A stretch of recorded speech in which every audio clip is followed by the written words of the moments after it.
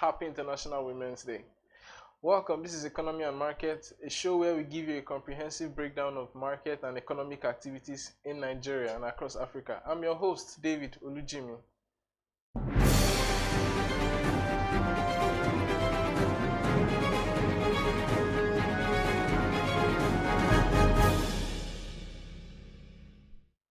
On the show this morning, we are taking a different approach. We are highlighting some of the achievements of female folk on the Nigerian economy, and we're also asking questions. We're trying to find out from two eclectic women who are our guests on the show today. They're going to be giving us insight into how they feel about this day and how they feel like the scope of the female folk in the Nigerian financial space could be broadened and how things could get better. So essentially, some individuals may want to play down the relevance of women folk in every space of the economy, but here's some data for you. Data shows that women make up around 49.95% of the Nigerian population, according to UN Women Organization. However, the women make up about 60% of Nigeria's unbanked population. Essentially, any discourse around improving the financial landscape of Nigeria overall, the economic landscape of Nigeria must involve improving the lives of women. Let me read SDG Goal 5. It talks about, SDG Goal 5 is about achieving gender equality and empowering all women and girls. But one of the targets of this goal, according to what is in SDG Goal 5, is to undertake reforms to give women equal rights to economic resources as well as access to ownership and control over land and other forms of property, financial services, inheritance, and natural resources in accordance with national laws. On the show this morning, we have Matilda Adefalujo, an investment analyst from Meristem Stockbrokers. Hi, Matilda. Hi, good morning. It's good to be here. Yeah, very nice to have you. And we also have our own in-house banking and finance reporter, a fixed income guru in the person of Eniola Olatunji. Good morning, David. You flatter us. I really love the introduction.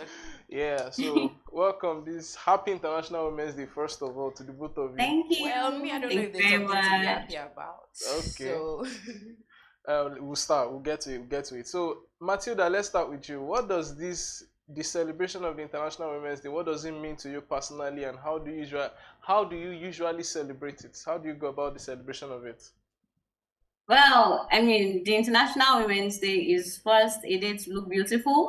yeah. A day to receive a lot of accolades, and basically it's celebration of different women's achievements, resilience, determination. I remember somewhere that I worked before now, and that was my first exposure to International Women's Day. We're taken out to one beautiful hotel, and then there's this song that played by, was it Alicia Keys? I can't remember. I can't remember the song now, but I know how beautiful and strong it made me feel. And then there were different talks about, women that have made it. Here where I work currently, there is, we have a strong culture of equality and respect. We woke up to we had breakfast yesterday, and then there was also meals from the HR, just basically serenading everyone and making us feel good and important. So how I celebrate it personally, I try to reflect on some of the things that I've done as a person, and also some of the contributions that I've made as a woman, as a lady, whatever the case is, okay. Right? And also, still spend time to think about what lies ahead, how I can make, different other persons, women, ladies, girls, voices to be heard as much as possible. To I think about how I've been inspired throughout my career, and also how I can inspire. Okay, so Eniola, you heard, right? So there's quite a bit of you have a show of celebration for us today. Hopefully, let's hear about you. What does International Women's Day mean to you, and also and how do you celebrate it? So prior to being a working class, I don't think like when I was in uni we really used to celebrate International Women's Day. But ever since I've worked, every organization I've worked with, they've made strides to celebrate that day. And I think that it is so, like aside from like just celebrating it, reminds everyone every year what the achievements of women, what women can do. Okay. I, for one, as a journalist, most times I'm usually covering events, and sometimes at this event you really see like what women are doing, and then you are inspired to do more and be more. And you know, like every year comes with a theme. There's always like something to do. Like it's fun. Like it's usually interesting to see, like to celebrate it every year. But this year, I'm not particularly sure that Nigerian women have things to celebrate. Oh, I don't think there's they been are supposed to celebrate anything. there's been a plethora of happenings that have I don't know. Yeah, there's a lot happening currently, politically, and even in like places that should stand for people that that show how law is supposed to be, or how things are supposed to be governed. But in senior authorities, in high authorities, we're seeing women being Maligned. hey. Okay, Yeah. let's move to the next question for Matilda. Matilda, you work as an investment analyst, so basically the space is usually defined as kind of male dominated. So how has that experience been for you? Navigating investment analysis, especially within the capital markets. Have you faced any unique challenges or advantages in the course of your job in that space that is quite male dominated? I mean, well, I would like to differ. I mean, generally, yes, but my personal experience, we have only one guy in my team. That's nice. We have only one guy, yeah, and there are a lot of ladies, women, doing wonderful things. When I first joined Meristem and I joined the research team, I remember hearing the name Kemi Akinde, and I was like, who is this woman? And then I eventually met her. She taught us, and I'm like, this woman is so smart. Like even the men give her so much, accolades, and are like, this woman is so strong. So I would say that one thing that my company tries to do is to encourage women as much as they can. I would not say that I particularly face any form of bias, and this is truthfully speaking.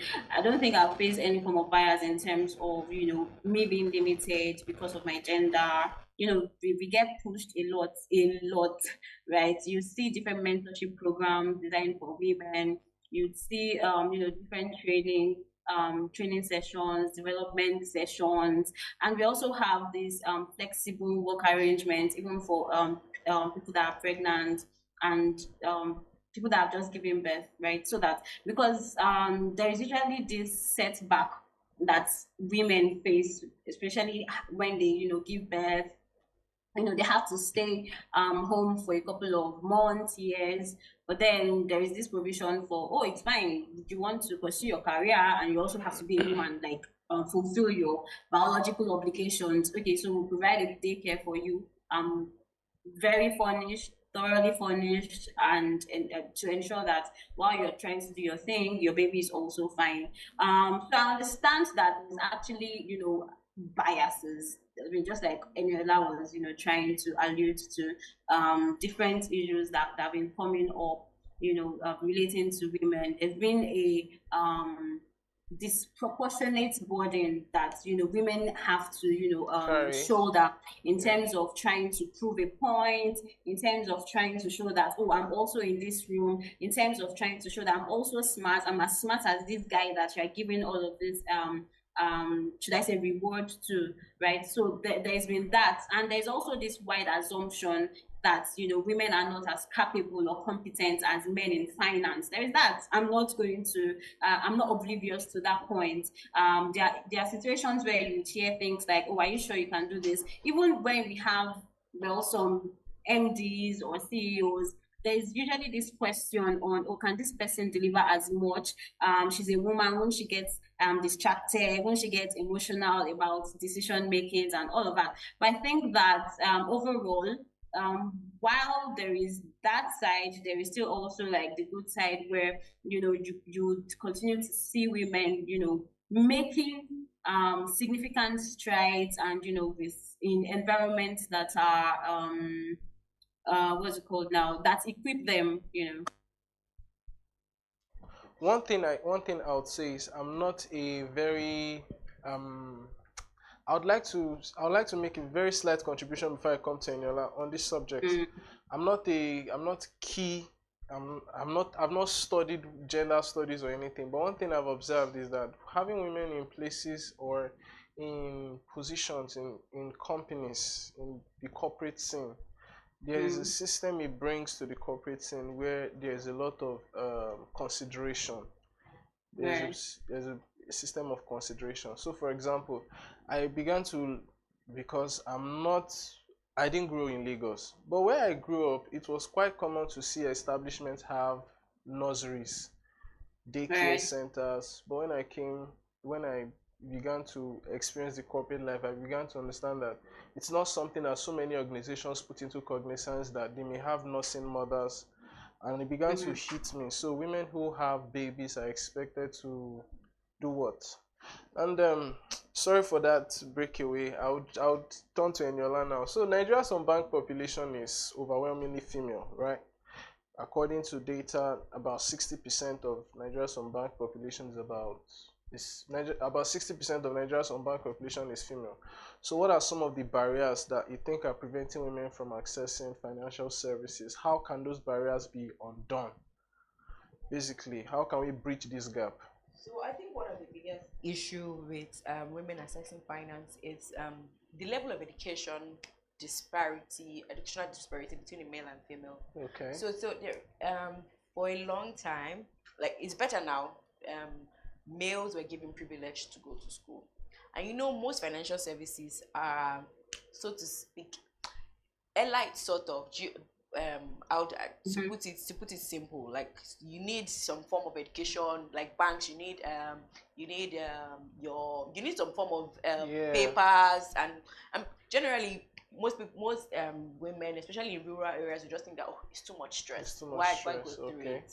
So first of all, I think education, and education, when I mean education, it is vast. Even like education to be able to enroll for such services, and even education to make money in the first place. So Yeah. when you're not really skilled, there's little to know to so much options that you can actually go for when it comes to employment. Okay. That's why we see more women in businesses. Now there are women in businesses.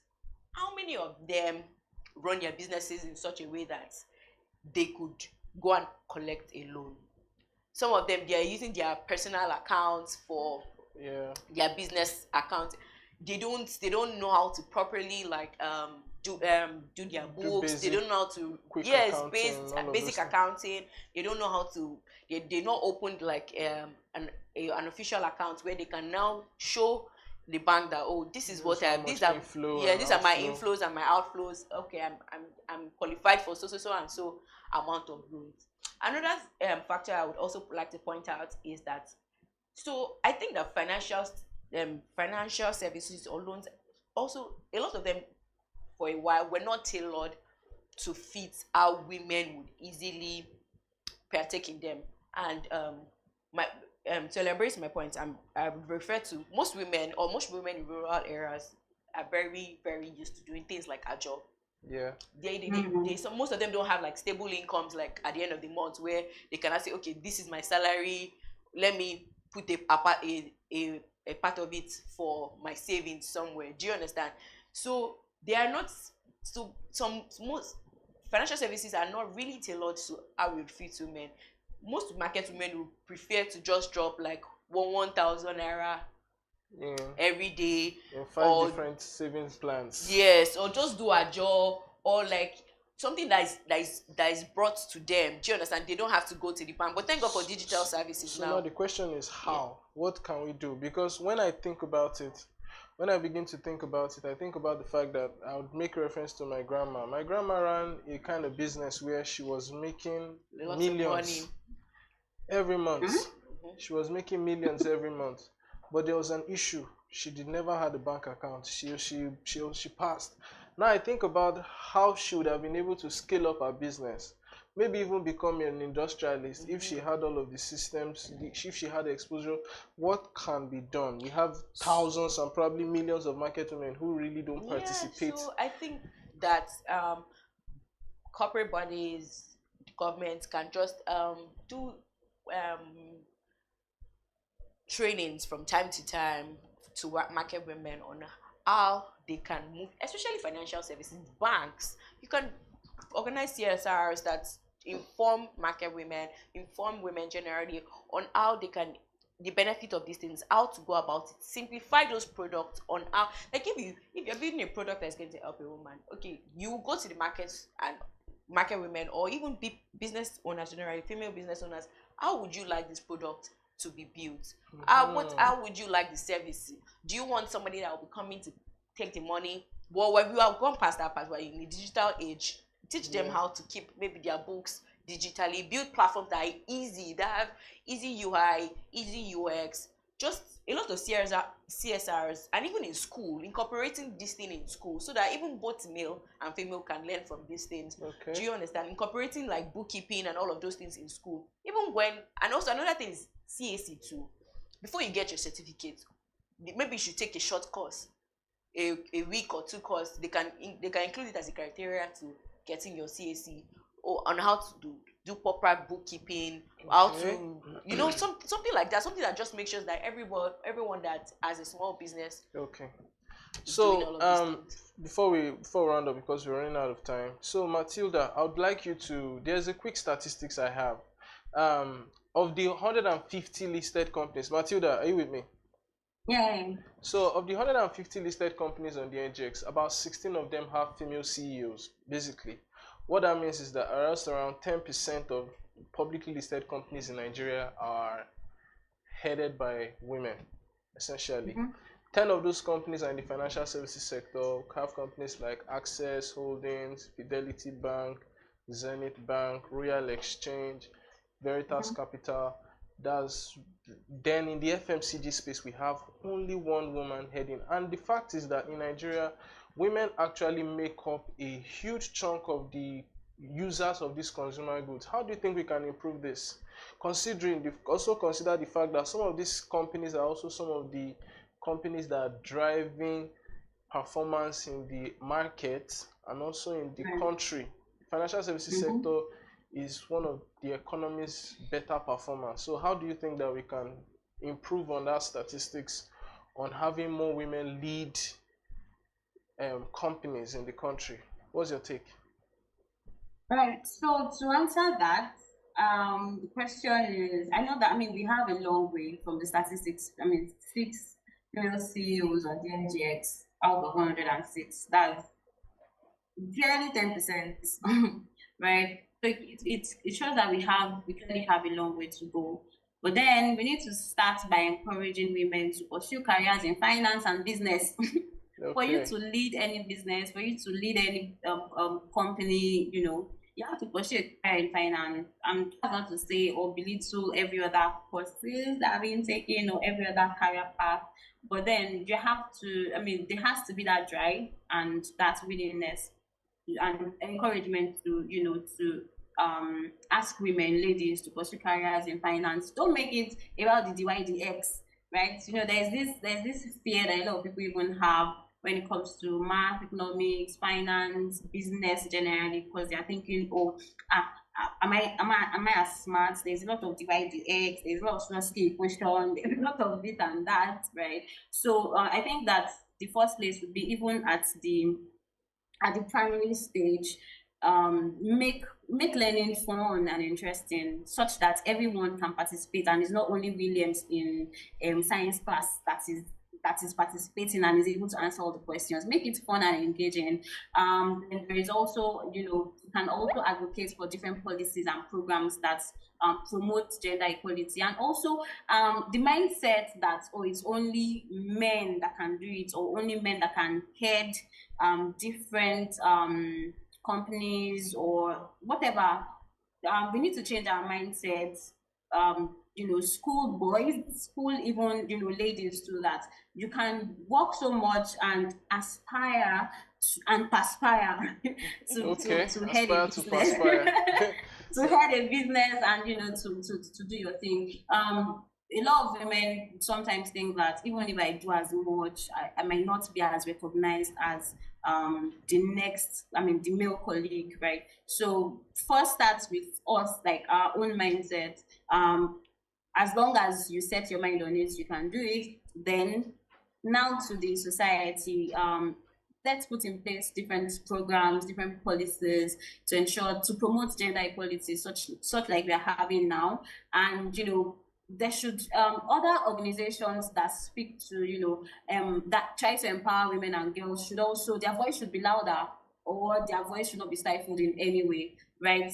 We all need to use our voices to amplify the voices of women who are working, who are consistently working to create change, right? We have, there are different women that are making waves. We have Dr. Ngozi Okonjo-Iweala, who is the current DG of the World Trade Organization. We have Kafila Taroye, who is the MDC of Lotus. And some of there is Ibukwa Oshika, right? And these are women that are well respected. There is me.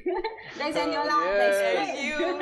Nice. There's Fred Nyaseke. There's Kemi Akinde, right? So we need to recognize the strength that we are and that we have, and amplify it. If we need to take extra courses on how to maintain confidence, how to speak up. I was having a convention this morning. HR sent a mail this morning to us to serenade us and make us feel beautiful and special. And one of the things that was noted was that I have this quiet confidence, right? And I was telling someone that I'm actually a very reserved person, but then when there is the need to speak, I'm there. So even though you feel, oh, you're quiet, don't be timid, don't be coward in any way, right? Okay. It's okay to be quiet and don't to just not overstep your boundaries. But this is something, know your stuff, know your onions, and you're going to be called in places that that will blow your trumpet and all of that, right? So and I know that the NGX has this initiative, the Equip Her initiative, that has tried to, I think it has improved or increased women participation by 11%, and we can also improve on this number, right? There should be different programs, like I've said, mentorship programs, sponsorship, and also women that are making waves should also, talk more about their stories. Oh, this is how I used to be. These are the challenges that I faced, and this is where I am currently. Thank you so just like much, to Matilda. That okay. One of the progress we've seen in the banking sector is because there was an intentional policy by the CBN that states that women should be on at least managerial and board level of every bank, and that's why we've seen that women in leadership in the banking sector has increased tremendously. There's barely a bank that does not have an MD, a CEO, somebody in their board as a woman, as a member, and those are intentional policies. So I think intentional policies by the NGX to ensure that women are on this board, and it's not even just put her there because she's female. We've seen from back performance that women are capable of doing this job. Yeah. And I think there's also a bill by an NGO to ensure that there's a seat from every state in the government, to make sure there's a seat is represent a woman is on the seat of the Senate from every state. And I think those things, just intentional policies generally would also. Thank you so much. We have to call it a wrap at this point. And thank you all for joining us on Economy and Market. We'll see you again on Wednesday. Thank you for your time. Thank you. Thank you.